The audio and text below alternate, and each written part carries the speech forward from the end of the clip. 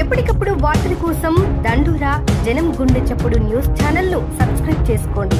Bell button ను click చేయండి, like చేయండి, షేర్ చేయండి. దండూరా న్యూస్ మెదక్ జిల్లా మాసాయిపేట మండల కేంద్రంలో బీఆర్ఎస్ మాసాయిపేట సర్పంచ్ అభ్యర్థి చెట్టుమిల్ల నాగరాజు ఇంటింటి ప్రచారం నిర్వహించారు. వారు మాట్లాడుతూ గత ప్రభుత్వంలో కేసీఆర్ చేసిన పనులు ప్రజల ముందు ఉన్నాయన్నారు. 6 గ్యారంటీల్లో ఒక్క గ్యారంటీ కూడా సరిగ్గా అమలు కాలేదని, కాంగ్రెస్ పార్టీ వాగ్దానాలు చేయడం వరకే పరిమితమైందని ఎద్దేవా చేశారు. తనను మాసాయిపేట సర్పంచ్ గా గెలిపిస్తే మాసాయిపేట గ్రామాన్ని మరింత అభివృద్ధి పదంలో ముందుంచుతారని తెలిపారు.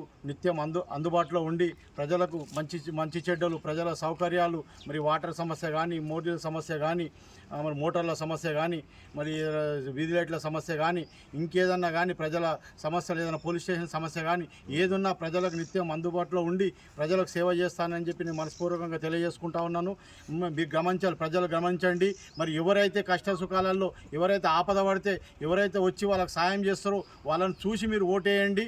మరి ఇలా కాంగ్రెస్ ప్రభుత్వం ఉన్నది, మరి వాళ్ళు కాంగ్రెస్ ప్రభుత్వంలో ఏం చేసిరు, 2 ఏళ్ళు అవుతుంది. మరి ఎన్ని హామీలు ఇచ్చారు కాంగ్రెస్ ప్రభుత్వంలో, మరి ఒక్క హామీ కూడా నెరవేరలేదు. మరి 6 గ్యారంటీలు అని చెప్పి 6 గ్యారంటీలలో ఒక గ్యారంటీ అమలు బస్సు అని చెప్పి చెప్తా ఉన్నారు. బస్సు ఫ్రీ అని చెప్పి, మరి ఆ బస్సు కూడా ఫ్రీ అని చెప్పి, మరి ఆడవాళ్ళకు ఫ్రీ అని చెప్పి, మరి మగవాళ్ళకు 3 రేట్లు పెంచడం జరిగింది.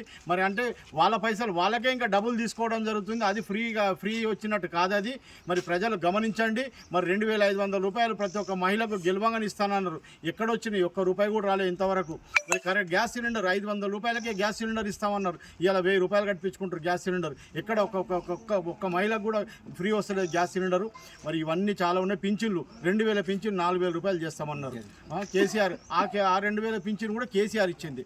200 రూపాయలు ఉండే కాంగ్రెస్ ప్రభుత్వం దీపేటప్పటికి 200. మన తెలంగాణ వచ్చిన తర్వాత రూపాయలు చేసిండు. ఆ 2000తో ఇవాళ ముసలోళ్ళు అందరూ ఇవాళ కొడుకులు చూసినా చూడకున్నా వాళ్ళు ఆ 2000తో ఇవాళ నా పెద్ద కొడుకు కేసీఆర్ అని చెప్పి చెప్పుకొని మరి ఇవాళ వాళ్ళు ఏదో మన బతుకుతూ ఉన్నారు వాళ్ళు. మరి ఆ 2000 4000 రూపాయలు ఇస్తానంటే ప్రజలంతా నమ్మి ఓట్లు వేసిరు వాళ్ళకు. కాంగ్రెస్ పార్టీకి ఓట్లు వేస్తే మరి 2 సంవత్సరాల నుంచి ₹1 కూడా లేదు. వాళ్ళకి మోసం చేస్తూ ఉన్నారు. మరి ఇవన్నీ గమనించండి.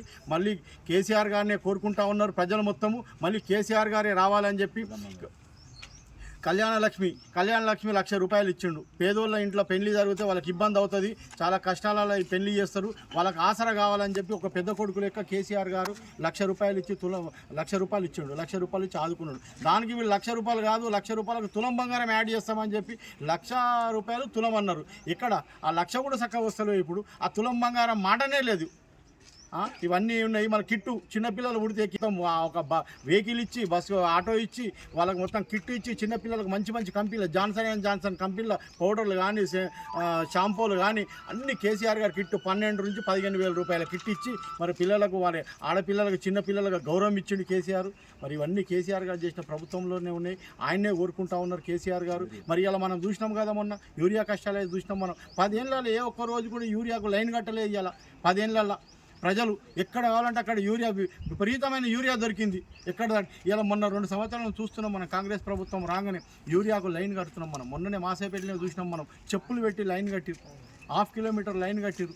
అంటే మళ్ళీ పాత ప్రభుత్వం కాంగ్రెస్ రాజ్యం మళ్ళీ వచ్చింది. మరి ప్రజలకు ఏం కష్టాలు. ఆ యూరియా లేట్ వచ్చింది. ఆ యూరియా కూడా సకాలంలో దొరికినుంటే ఇలా పంటలు బ్రహ్మాండంగా పండుతుండే, మంచి వడ్లు వెళ్తుండే, వాళ్ళకు బ్రహ్మాండంగా వాళ్ళ బాకీలు, వాళ్ళ అప్పులు అన్నీ వెళ్ళిపోతుండే. ఇలా సకాలంలో యూరియా రాక ఇలా లేట్ వచ్చి యూరియా లాస్ట్ మూమెంట్లో యూరియా సప్లై చేసి అది సరిగా అందక మొత్తం పంటలన్నీ ఖరాబ్ అయిపోయి ధాన్యం కూడా చక్కగా రాలేవు ఎవ్వరికి. ఎకరాకు 10 క్వింటాలు కూడా చక్కగా రాలేవు. రైతులందరూ దీనివల్ల నష్టపోతున్నారు. ఇవన్నీ ప్రజలంతా గమనించాలి. మరి కాంగ్రెస్ ప్రభుత్వానికి ఓటేస్తే మరి వాళ్ళు చెప్పుకుంటారు, మళ్ళీ వచ్చి మేము కాంగ్రెస్ ప్రభుత్వం ఉంది, మాది ఇది ఉన్నది, మేము ఇది చేస్తాం అది చేస్తాం అని చెప్పుకుంటారు. అది కాదు. ప్రజలకు అందుబాటులో ఉండి నిత్యము ప్రజలకు ఎవరైతే మేలు చేస్తారో, ప్రజలకు ఎవరైతే కష్టసుఖాలలో చేస్తారో వాళ్ళని ఎంచుకోండి. ఒక బీసీ బిడ్డగా నేను చెప్తున్నా, ఒక బీసీ నాయకునిగా చెప్తున్నా. నేను బీసీ బిడ్డగా ప్రజలకందరికీ నేను అందుబాటులో ఉండి ప్రజలందరికీ నేను సేవ చేస్తానని చెప్పి నేను మనస్పూర్వకంగా తెలియజేసుకుంటున్నా. మరి అత్యధిక మెజార్టీతోని మంచి ఓట్లు వేసి మరి ఈ బీసీ బిడ్డను గౌరవించాలని చెప్పి నేను మనస్పూర్వకంగా కోరుకుంటా ఉన్నాను. నా గుర్తు కత్తెర గుర్తు ఓటేసి గెలిపించాలని మనస్పూర్వకంగా కోరుకుంటా ఉన్నాను.